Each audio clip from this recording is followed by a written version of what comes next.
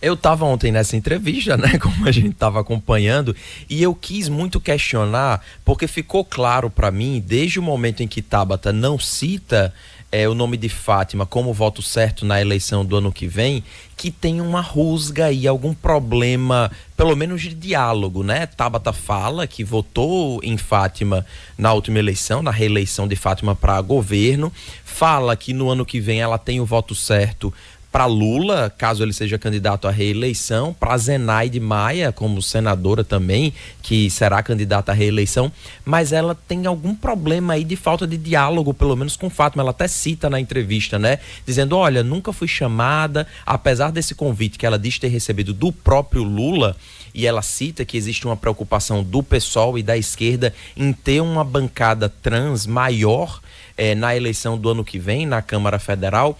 Ela dá a entender, né, ela não diz com todas as letras, mas dá a entender que tem algum entrave ali na comunicação com Fátima Bezerra, que é a maior liderança do PT aqui no Rio Grande do Norte. Então ela fala que está confortável no PSOL, mas sabe, e ela disse na entrevista que já falou para a Executiva Nacional do PSOL, que hoje o PSOL não tem nominata para eleger nenhum deputado federal pelo Rio Grande do Norte. Mesmo, né, no ano que vem existe a expectativa do aumento da quantidade de deputados federais aqui, de 8 para 10, com essa discussão lá em Brasília. O coeficiente eleitoral diminuiria um pouco do quantitativo de votos, mas Tabata sabe que no PSOL vai ser muito difícil que ela se eleja deputada federal. Então deve estar esperando aí algum convite formal do PT aqui, para que ela integre a nominata do PT e aí sim tenha mais chances. Mas aí ela disse também, não lembro agora se foi em on ou em off, acho que foi em off, que tem essa dificuldade, porque o PT também tem nomes muito fortes para concorrer a deputado federal no ano que vem. E aí, às vezes, você tem essa nominata que pode ajudar, mas pode acabar tirando um nome mais histórico do PT. Então, você imagine, se na eleição do ano que vem, Tabata tiver mais votos que, por exemplo, Fernando Mineiro. Isso pode acontecer. E aí ela tiraria a vaga de Fernando Mineiro numa reeleição de Mineiro para deputado federal. Pode haver essa preocupação no partido, mas Tabata, pelo que ela declarou, está esperando aí algum convite. Isso não significa também que ela não possa aceitar o convite de outro partido para formar nominata e ter mais chances no ano que vem. Eu vou um pouco além, Rani, quando você fala sobre ter percebido essa rusga entre Tabata e a governadora Fátima Bezerra. Eu percebi realmente um vácuo entre Tabata e o PT, né? Especialmente o PT local, já que ela fala dessa aproximação, inclusive com o convite do presidente Lula. Mas com relação aqui ao nosso PT local, digo pelo Rio Grande do Norte, não sou filiada a nenhum partido, não tenho bandeira partidária, mas enfim, com relação a essa relação entre Tabata e o PT, eu acho que ficou muito claro, inclusive quando vocês questionaram ela sobre apoio a Cadu Xavier, né? Foi assim, não ela conheço disse que nem Cadu, conhecia. nem conheço Cadu.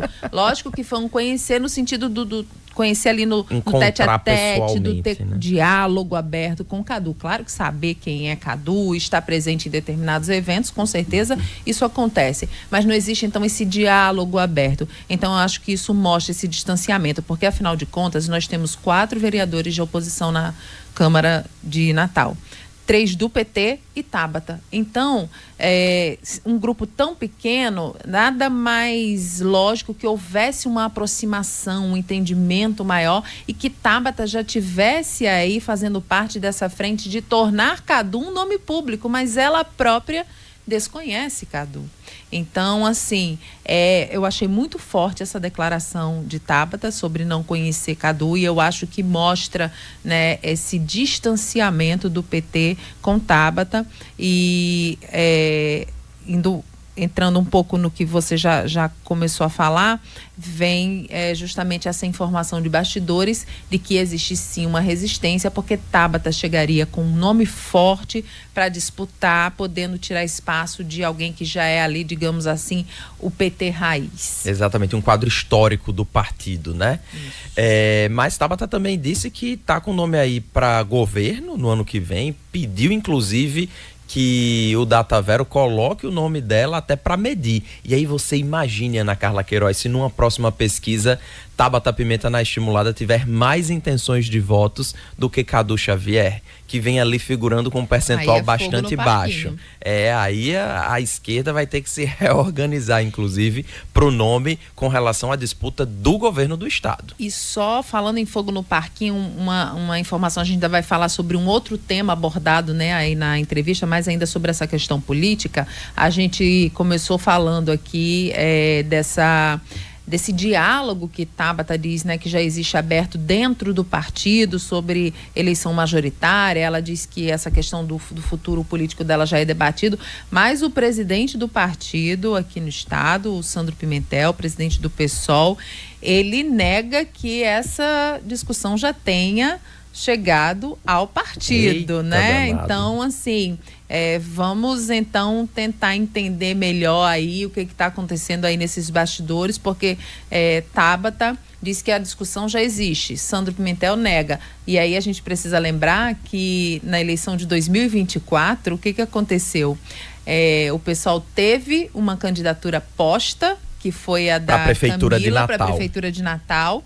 E aí Sandro Pimentel fazia justamente parte do grupo que articulou para a retirada dessa candidatura. E apoio à Natália Bonavides, do PT. Natália Bonavides, né? Então tem muita coisa com certeza rolando aí nesses bastidores e a gente vai atrás dessas informações. Mas que seria bom uma pesquisa com o nome de Tabata ali disputando. Seria bom para a gente medir também como é que está a penetração do nome dela, né, junto à população. E a partir dessa entrevista, ela já se colocou como essa pré-candidata que podem botar meu nome aí nas pesquisas. Para governadora. Para governadora.